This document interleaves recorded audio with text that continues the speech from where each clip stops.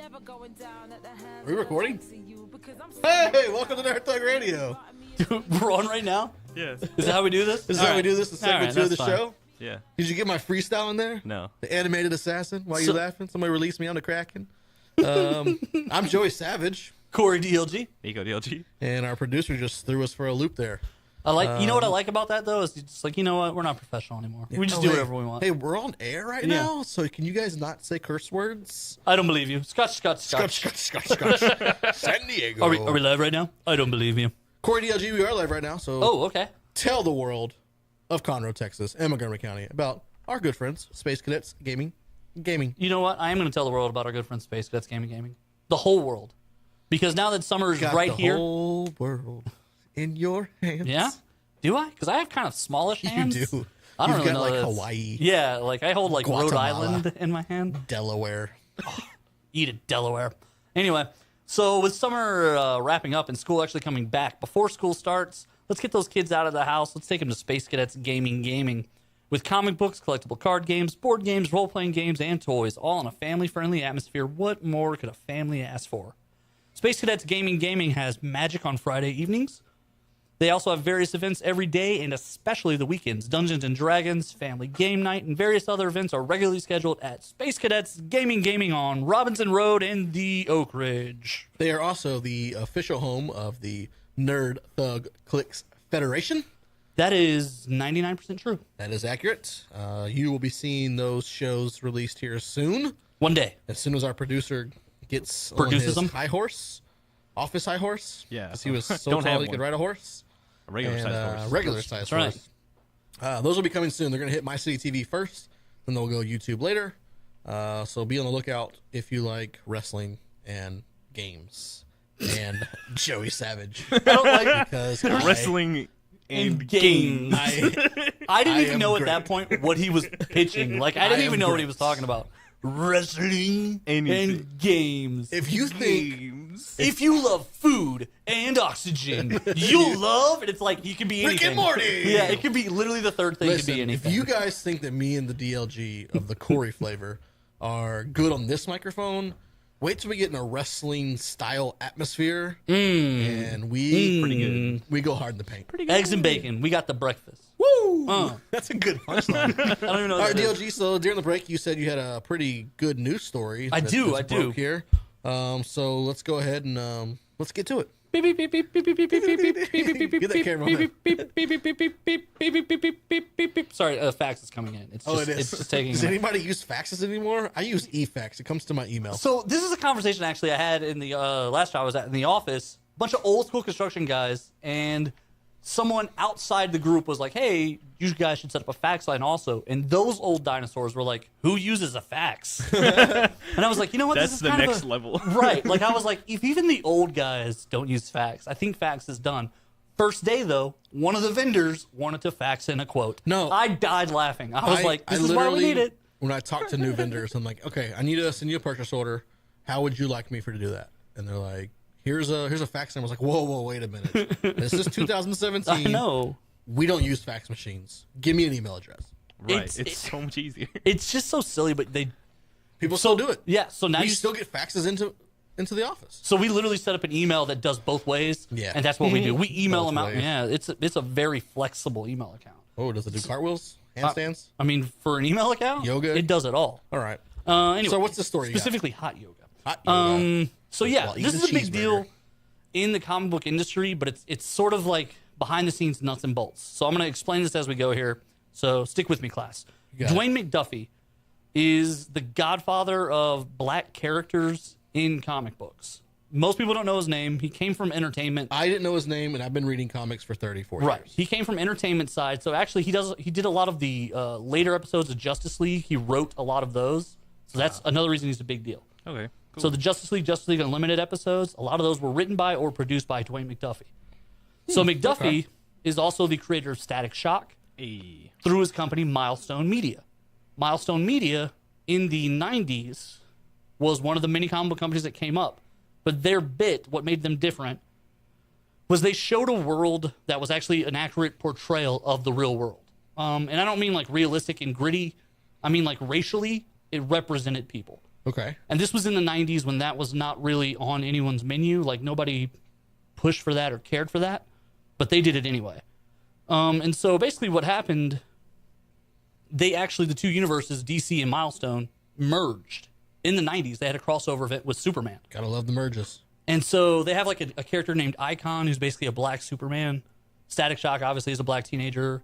But they had they had white people, Hispanics, Latinos, Isn't Static Asians. going to be in Young Justice 3? Correct. Nailed it. So Milestone Media then makes a deal with DC, where basically DC has usage of all of those characters. Icon, if you remember, and Rocket were in the Young Justice Season 2. Mm-hmm. They're both from Milestone. Dwayne McDuffie is their creator.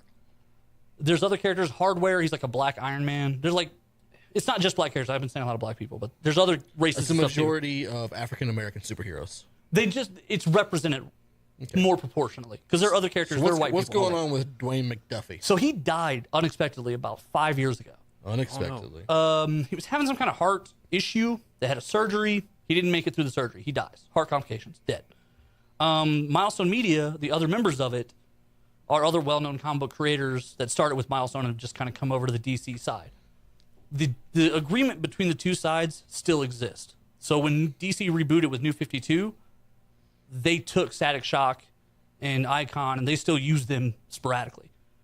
But what happened here is they're getting a new level of attention now. Static Shock's going to be in Young Justice Season 3. He's getting another book, I believe, and he's going to be in one of the teen books, Titans or Young something. He's coming back. So because of all that, this new level of media attention, there's more money involved again. So now his widow, who is the holder of his estate and a share of Milestone Media, she's suing because she says the other three have basically been just kind of taking advantage of her and not paying her, not giving her the money that the estate is owed, all that stuff. And to me, this is going to be a big deal. Like, potentially, this could hold up Young Justice. Could it, or they just write him out? You can't. I mean, Nico, what's the lead time on cartoons? A lot. A lot? It's a lot. Keep in mind, several years. Right. And one episode can take upwards of a month to produce. Yeah, keep in mind, we're still 4 to 6 months away from a premiere of Young Justice Season 3, and they announced it almost a year ago. So what probably is going to come out of this is DC will probably just step in and buy the whole thing out. I don't. Right? I mean, I don't know. I mean, that's a lot of money. At this point, it's a lot of money because all the leverage would be on the side of her, right? Right. But I mean, what her complaint $20 is, trillion. her complaint is she's not getting the money from the other three. Right. Right? So DC comes in and just says, okay, we're going to buy it out. You're going to get your money plus some. I mean, she's probably up in her age, I would assume. No, he died unexpectedly. He was early 50s. So she's like in her 50s. I think she's late 40s. Late 40s, 50s. And now DC Comics comes in and says, we'll give you all the money that you're owed plus extra, and we're just going to take on this. Right, but she would have the leverage in that situation, so the number would but she could potentially hold it up. It would be big. It would probably be a way bigger number than she would get in a lawsuit. Same token, at 50, late 40s, early 50s, mid 50s, you got to think, if I can just get money and then I never have to worry about anything ever again, do I really want to drag it out? And then on DC side, this is going to hold up how much money they have in Young Justice, especially since Young Justice is going to be the flagship of a new streaming service. Right. They're going to do everything they can to end this quick, if it comes to that. And I agree that that's what I think is one of the issues at play. Static Shock is a viable property for DC. They view Static Shock as somebody they can use. Right. So they need him.